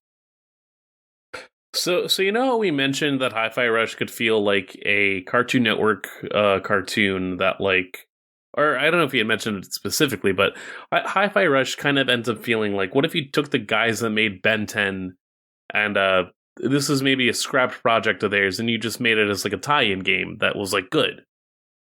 Like I could probably trick someone just a little bit, like one of my older friends, I could probably trick them into saying, oh yeah, it's based off of this cartoon that was out in like 2008, because they were off, in high school and college at that point. Pizza Tower is similar, where It really is just, what if I tricked you into thinking that there is this old cartoon in the early to mid 2000s, maybe even late 90s, about a guy that owned a pizzeria who had to go through a tower of multiple terrors and tribulations in order to keep his pizzeria from getting blown the fuck up by a floating pizza face. And then the tie-in game was like, what if we just made Wario Land 4, but made it the cleanest gameplay that you could find around? The Pizza Tower is a lot of fun. It very much is borrowing from the Wario Land dynamic where you are Peppino, a pizza maker of sorts, a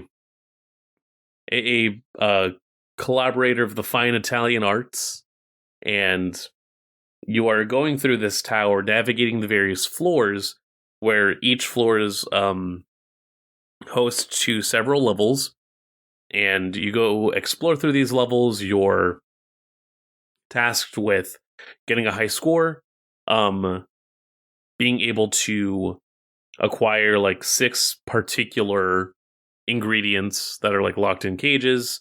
You gotta get your tomato, your cheese, your mushroom, your Italian sausage, and your cool pineapple. The pineapple has sunglasses on it. Each level has them, and then there are a bunch of other secrets. Like there are 3 specific secret zones that can help boost your score if you're able to find them, that are like hidden in the walls. You can get a key for like a secret door that is also in each level to get you a other like secret artifact that helps towards like the ending, in terms of like, oh, do you get the regular ending or do you get the secret ending? But once you're all said and done, there comes a point where you have to take care of a pillar, a John, if you will. Literally is just called John. You got to knock that out and then escape the tower because it's crumbling and Pizza Face is going to get you. And it's a lot. I've seen multiple people stream it before playing it, and it's funny seeing like particularly a divide at some point with people that are very active. Like even if they've never played a Wario Land before, it all just kind of clicks. Like seeing Wayne Radio TV play it, seeing Holly play it, where not only are they immediately acclimating to the style, can either like beat it all in one session or are starting to go through it enough times so it's like, oh, I'm just going to perfect this, or like, oh, I'm just going to eventually get myself to like the second highest score right now as I can. And then maybe I see some people a little bit older where it's all just hitting them in a way that it's like, I don't understand exactly what I'm trying to do, but I'm kind of there.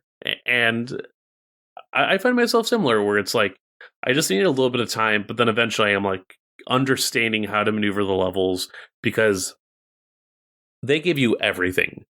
There is nothing that you have to unlock where you're able to maneuver, walk around. You have a grab dash that you can use to grab enemies. That can also be augmented by pressing up to do an uppercut. If you're ever in the air, you can press down to body slam. And then you can also press I'm playing this on controller. You can do keyboard, but that is God be with you if you're choosing to do keyboard, is what I'll say. But the right trigger will let you do a dash, and that dash is key to a lot of the maneuverability. If you have enough distance, that dash will just become a battering ram attack for you, and that'll just clear you through a lot of stuff. If you're jumping between gaps, you're able to keep that momentum. If you have to change direction, you have to anticipate that momentum by like tapping in the opposite direction, and you'll see like, Peppino's doing that comical like run cycle. He will just turn and you'll see like the skids turn as you go with him in order to keep that momentum going. That run can then also be converted into a roll through like narrower spaces. If you're doing a grab dash, so you could also do an immediate slide if you press down as well, because down is already your immediate crouch button. There's a lot of intuitiveness, even if you haven't played the games, that the that Pizza Tower specifically inspired from. There's a Shine Spark as well. Like you can build up enough speed and then press up, and Pipino will just like crouch down in order to get ready to go up through whatever it is that he has to like get to. It's cracked. It's very funny, and just like seeing footage, like they really just made a game that is, what if this Italian dude had to haul ass? it's anxiety. Anxiety be damned. This Italian can haul ass. Absolutely. Yeah, they really just wanted to make another Wario Land. Like they just really wanted to make another one of those. I like that people have immediately clocked. Oh, this is like if you mixed Wario with Courage the Cowardly Dog. The bosses are a lot of fun. Also, something that I did see, they have Mort the Chicken in this game. Like, from the PS1 game, Mort the Chicken, they just went on Twitter and asked the person who made Mort the Chicken, hey, can we put this character in our game for no reason? And they were just like, sure. So yes, you can. And they did. Yeah, they did it. That's the kind of shit I love about how, like, you know, there's a lot of problems with society and the internet today. But also sometimes you can just go on Twitter and ask someone who owns the rights to do a random PS1 game that nobody knows about. And they'll just say, yeah, you could put my chicken in your game. I don't care. Go ahead. Torta Pizza, I think, is just a 2-person studio also, which is the reason that like people who have probably known about this game have known about it for a while. It's been in various stages of development and at stage demos for the last 5 years, I want to say. Mm-hmm. And so if you've just recently come into those circles, this might be the first time they hear about it, and then other people might be like, oh, wow, this is finally out. I didn't realize. But just fantastic. The soundtrack is incredible. Nothing but bangers. Apparently, like, for part of the actual soundtrack creation, they were able to just get a clean copy of all the samples that Hideki Naganuma uses for his music. So you'll hear, like, if there's anything that you recognize from like Jet Set Radio or maybe Sonic Rush or like from these particular like posits of breakcore and whatnot, it's going to be from there. It's very Too Mellow-esque is the other way I could say it. Mm-hmm. Very cool. It's very cool. Yeah, it's $20. Yeah, hey, look at that. If you're looking right now at your Steam and you're thinking, God, I only have $50 and change regarding taxes. I wonder what I could get for that bundle. Do you want to look for one game that you can't even afford because you still need the other 10, maybe even 20, depending on what you're finding? Or do you want 2 games that are at least a session or 2? Because Hi-Fi Rush, I averaged around like 12 hours, maybe. A little bit more. Mm-hmm. Pizza Tower, you could definitely be in under like if you're really dedicated, it is like a 6-hour game, maybe even less, considering each level, and there's about 11 of them. You could get through in maybe under 2 minutes or close to under 2 minutes. Like the entry and exit is quick, but there is plenty of reason to keep coming back to these games. Mm-hmm. But by the time we're here next year for Game of the Year, I'm probably not going to have either of them deleted off of my hard drive so that I can just come back to them real quick and be like, all right, let me remember the fact that I might have 2 of my immediate contenders for Game of the Year in January. Just, yeah, right at the start. They really got it. Like, that never happens. Yeah, usually you have to wait till like the end of February. Exactly. Or these are cooking immediately, and it is scary to think that there are other games coming out still. A lot of games this year. Peek behind the curtain, Rose just sold me on getting a Gamefly subscription, which I think is the only sane way that I can both play a lot of games and save money to like still do travel that I want to do this year. Mm-hmm. Because Jesus. Oh, there's a taunt button in Pizza Tower that is also a parry. Oh fuck! So both games have parries, but each one, Peppino's doing a different pose. And in earlier builds, apparently one of them was like him doing like a hands on hips, kind of like Peter Griffin. And instead of it like the trumpet sting it uses, he would have done like the first sting of the Family Guy theme. They had to take that out, unfortunately. But the ones that did stay in was well, one of them is Peppino doing the Raging Demon, and he's like looking over his shoulder. Another one is him with like a diploma and a graduation cap, similar to Robotnik at Diploma. He had to give himself a promotion. Like it's insane just how much this is a game by like I don't know anything about the people that made this game, but I know them. You know what I mean?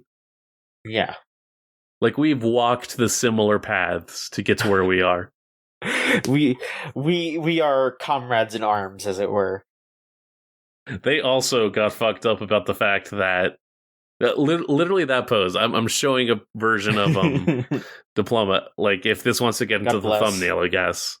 But yeah, just that pose. But it's also just a cool reminder that there are multiple people out there right now who like are raised up in our iteration of online and are now out making their own things. Where as soon as you see it, it's like, oh my god, this is easily someone that I would have like met at a forum or on like a world in RuneScape or like the passing so like easily through in life.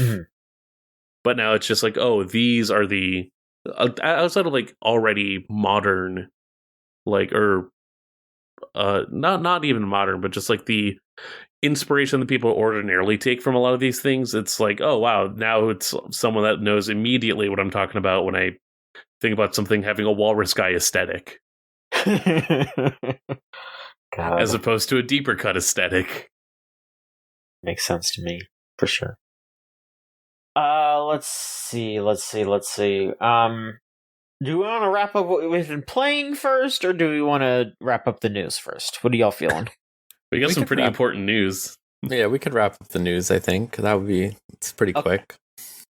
Alright, so first off here, The Sims 4 has released a big update here. Let me see here. A big ol' update.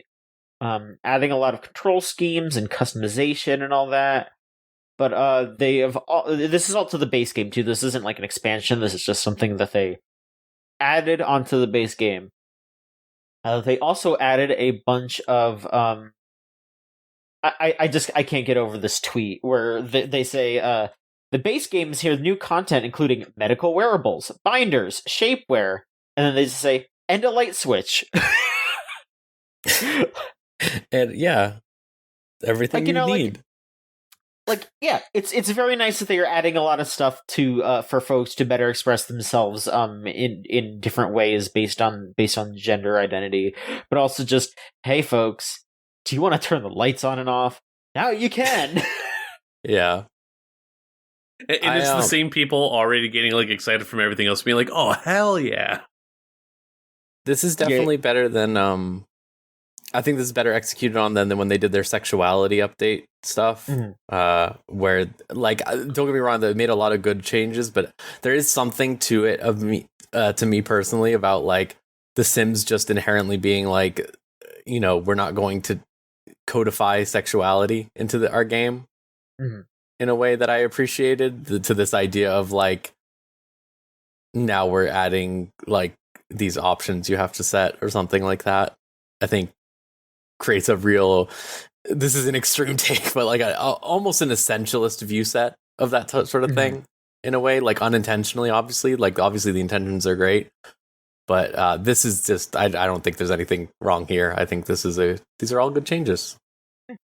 Yeah, they're just like adding medical things as well too. Like they said that, like, you know, if you can have your sim be diabetic and give them like an insulin monitor and all that, you know, so that way you can, you know, better have yourself represented in the Sims. So, you know, no issues there.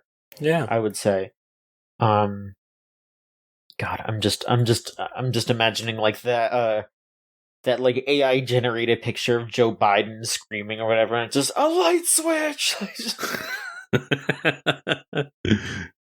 I only saw that today.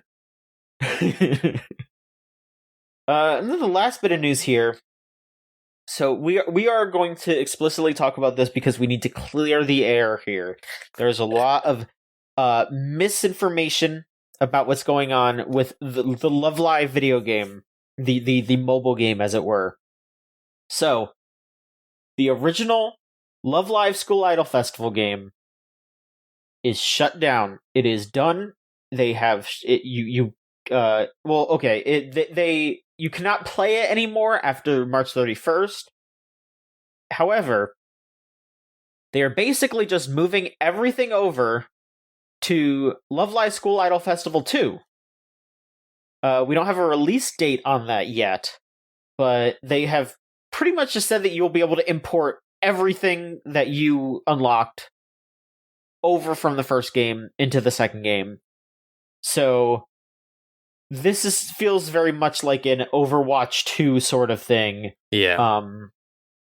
But I mean, I don't know. It seems like this is maybe more of an actual update though, because they're probably like changing the engine or some shit. Like I don't know exactly what they're doing, but they are re-releasing everything that was in the original. They're not deleting anything.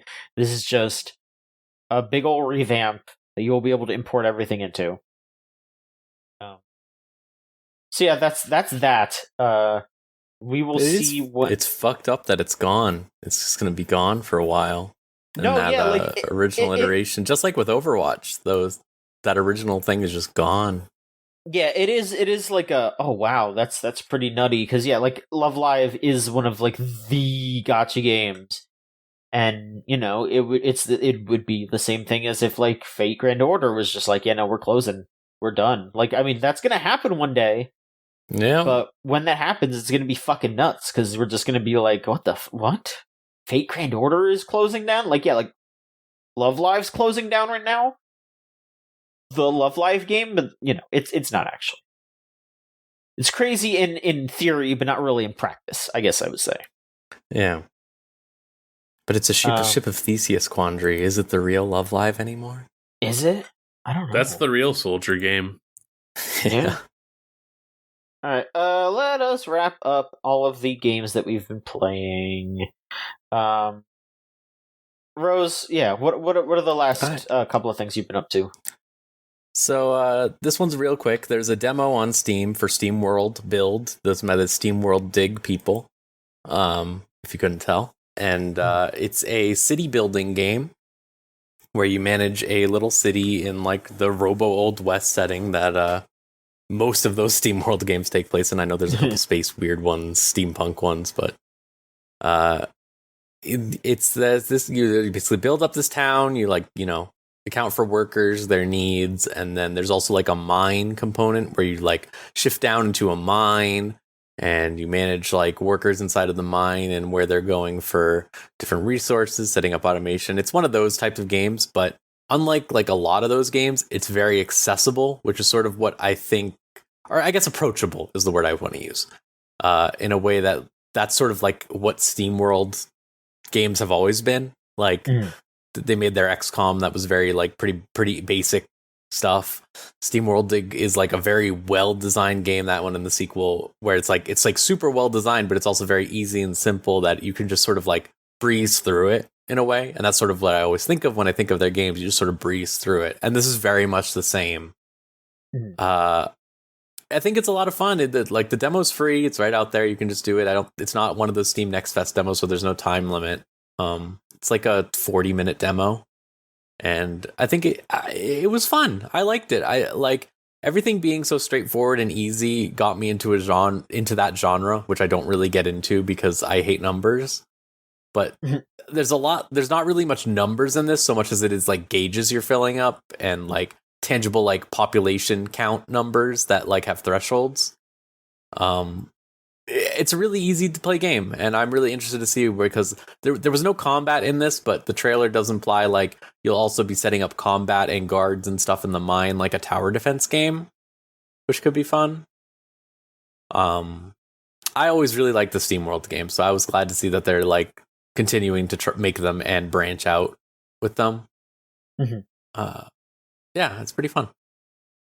And the other main thing I've been playing is Fire Emblem Engage, which, like I said earlier, very much the like everyone's here of Fire Emblem, where they just have what the conceit is, like it's a new Fire Emblem game, but like you're equipping rings on everyone to give them the ghosts of old Fire Emblem characters to help them do attacks and such.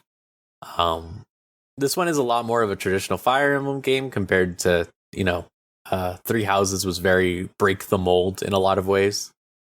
And one of the ways was it did not focus on combat basically at all. Like there was just a very minimal amount of fighting you were doing in that game because of its calendar-like approach to stuff. Here, it has skirmishes. It has all the stuff that you'd expect from like Fates or Awakening, the recent 3DS games. And I think it's good. It's definitely a step down in the writing department because it is written by the Fire Emblem Fates people. But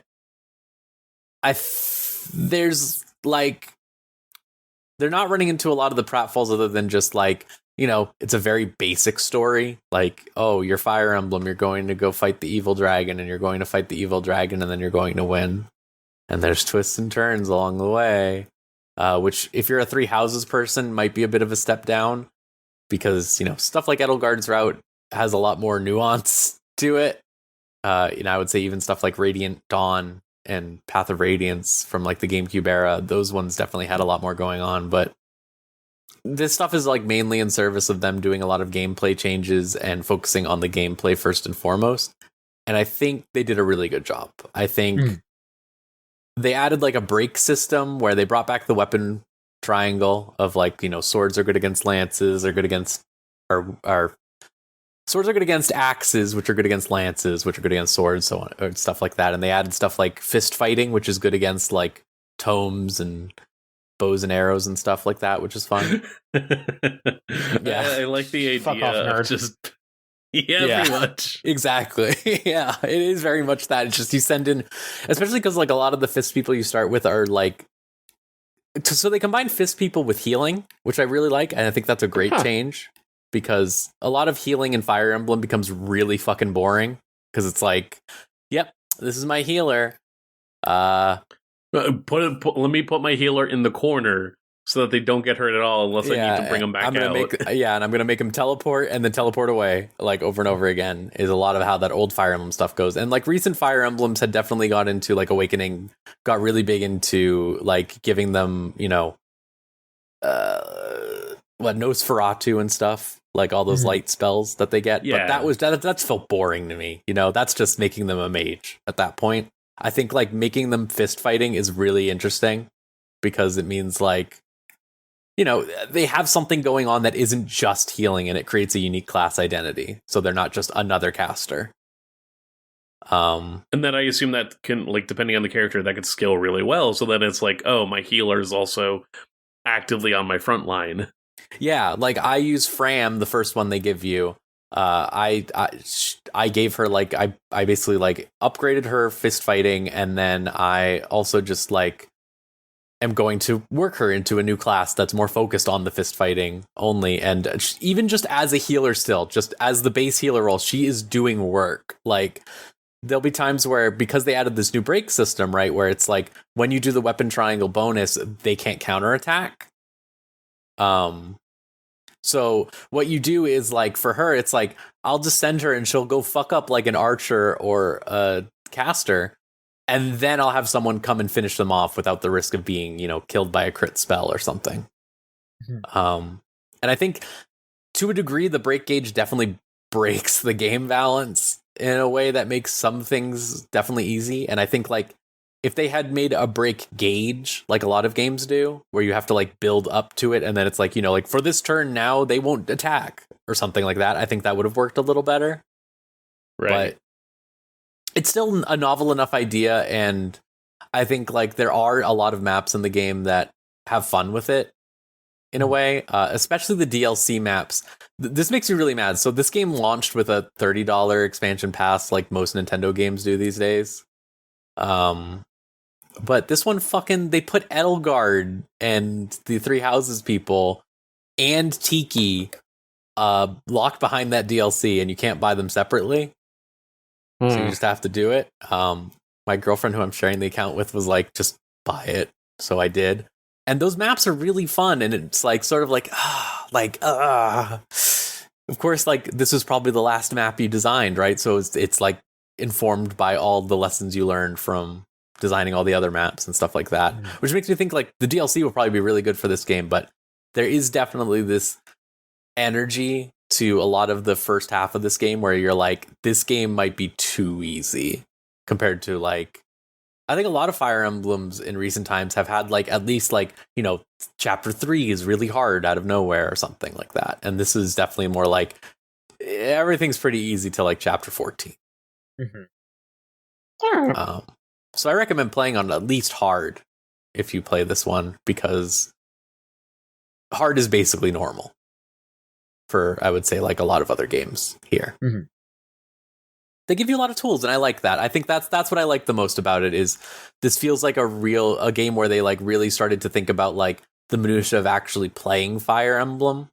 They didn't fully get rid of the thing I hated from Three Houses, which is running around the school. You're still very much doing that here. But I think you have fast travel that's a lot better, and it's also a game that runs well compared to Three Houses, which definitely helps. But I think I am rather sick of the whole like Mass Effect style go around your ship and talk to everyone all the time. I think there are more interesting ways you can do stuff like that. And like Fire Emblem already has a support system, so the fact that they like definitely have shorter support conversations because they had to account for writing in a lot of random locations like that. I think that's a step down, but I'm still really enjoying it. I'm still really liking it. I like your mileage will definitely vary on how annoyed you'll get with the writing. Like it's not like as offensive as a lot of the stuff in Fates, but it still has that energy of Fates of like, here's this character, they have this gimmick, you know, like this character likes eating, that sort of stuff. But I think they have a lot more novel ones, like stuff like you know, this archer is a fucking weightlifting maniac, and they like start to do a support conversation with she's like the retainer for a prince, where they're like having tea or whatever, and he's like making pain noises, and she's like, what's wrong? And he's just like, ugh. And it's just like, you think they're going to make a joke about like she's bad at cooking or something or making tea, and then he's just like, these weightlifting teacups we use are so tough to use. They're so heavy. It's so annoying to actually have tea. And it's just like, what the fuck is this conversation? There's a lot of that, which I think is really entertaining, honestly, because I think like if you know that you can't write something that's really heartfelt and like connecting, like I think a lot of like the Three Houses and Three Hopes stuff was going for, then just go all in on it being fucking insane. Sure. How's it like having a protagonist that like speaks? I actually think it's good. I think it's like, I wish that they would go a little bit away with the like I wish we could go back to the days of Ike, right? Where Ike is like a defined dude, but like this is more like in line with Robin from Fire Emblem Awakening, where it's like they have stuff going on in the world and stuff like that, so they're a new character. I think they definitely doubled down on giving Alear, the main character, their own personality in this one compared to like how they make, I would say like they definitely make Robin an Otome game person in Awakening, where it's like, you know, they're not a real person, so they're just going like, wow, I love you, ex-girl, like that type of stuff, like really mashing Barbie dolls together type stuff.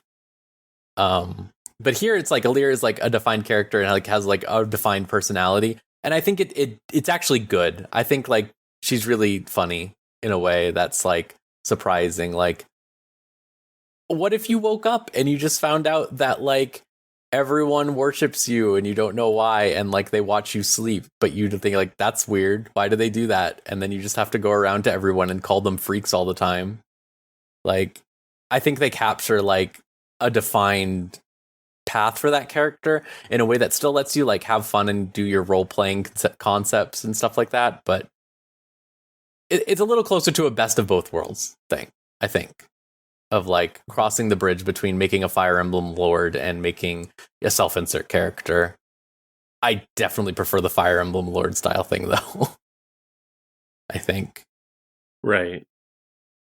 Yeah, it's a good game. I recommend it genuinely. Like, I think like there's no need to rush for it if you're someone who's like, say, missed a lot of Fire Emblems that have come out. Like, you could just go back and play, for example, Shadows of Valentia, which is a very good game on the 3DS. And get a similar experience.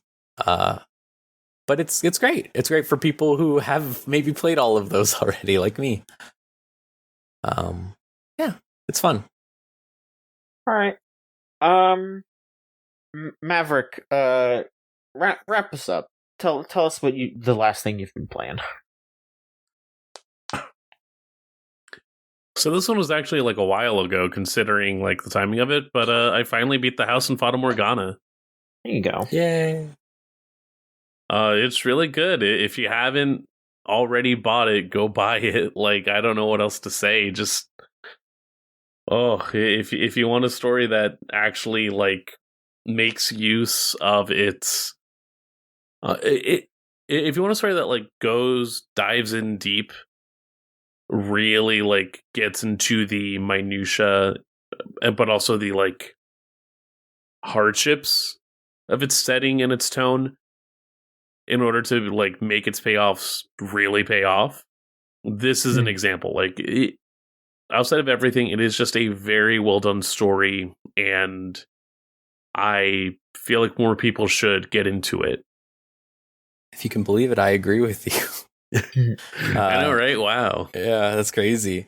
Yeah, I'm really glad that you liked it. I love that game so much. I think like there's not any other VN like it, is the thing that I always think about it. Like, the writer for that game talked about how he did not play any VNs until like he started developing this game, and I think it really shows in a way that's like you weren't ingrained with all these tropes that you have to put in and all these concepts and stuff like that.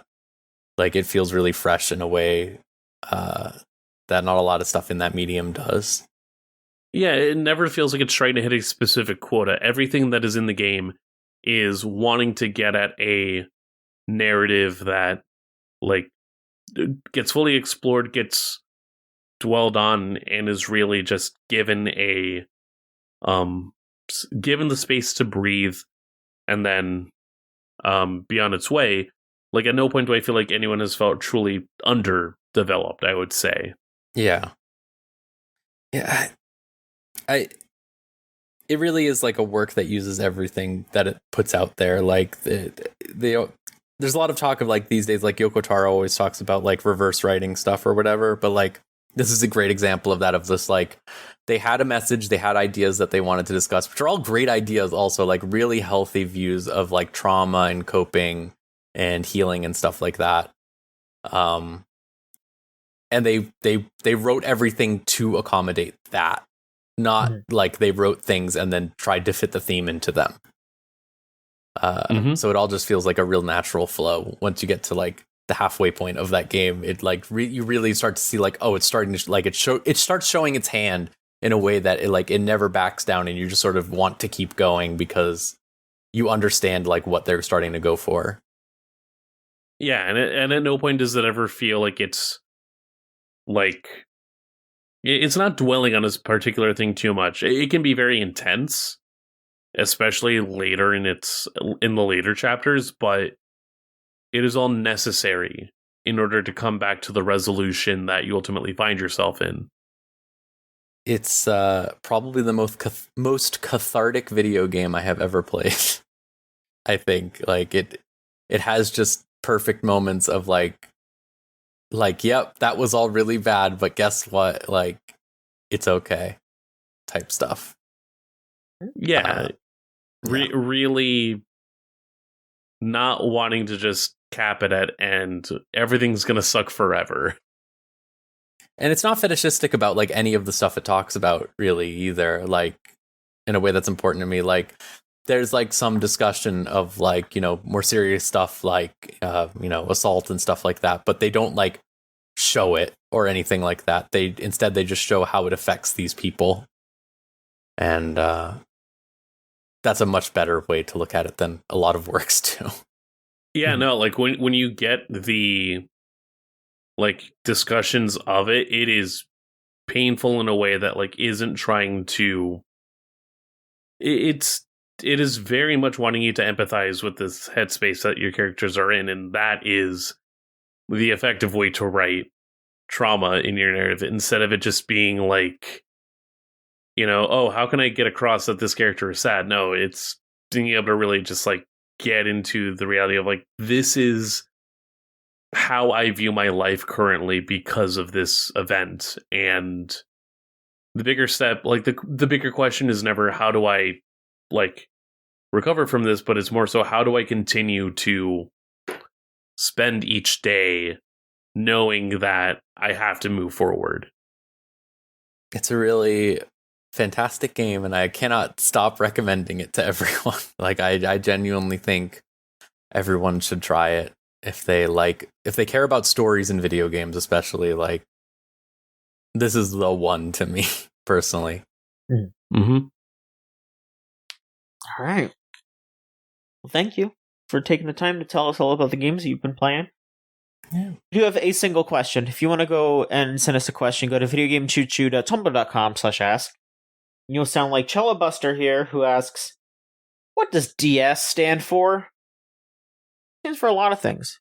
Dual Screen, Death Stranding, Dark Souls, Demon Souls, Dire Straits, Diarrhea Supplement. Do you ever think The about System? how bad of a name the new Nintendo 3DS is? Because I think about it all the time. Like that might just be the worst console name of all time. Let me one up you real quick. Okay. The new Nintendo 2DS. You're right. That is probably worse. That is probably worse. Which is horrible name. Best version of that system. Yeah, probably, huh? I have mine right next to me. My lovely, totally not hacked 2DS. Amazing system. Amazing way to play video games. Bad name. Very bad name. Yeah. I did not know that DS stood for Developer System. Sounds like horseshit to me, if you ask me. It could stand for whatever you want. It could also stand for, damn, spicy, because that's what you say when you start up that game. You start playing a video game on your DS or Nintendo DS, you're like 3DS. You're like, ooh, that's spicy, damn, because it's good. Oh, liveabout.com says DS is an abbreviation for Dear Son or Darling Son, and I do not believe that. Yeah, no. Demon Slayer, if you like anime. Dead Sexy. Dead Serious? Deadpool Smiling. Deadpool Smiling. Dark Science? Dark Science. Devil Summoner? Yeah. There you go. There we go. Dry Season. You can do anything with just two simple letters. That's the beauty of human communication. We figured it out, everybody. Those are all the things the DS stands for. This must have been like what like peasants did when they had to make like a 4-week travel to like the next town over or something like that on foot. No, what they had to do was try not to die.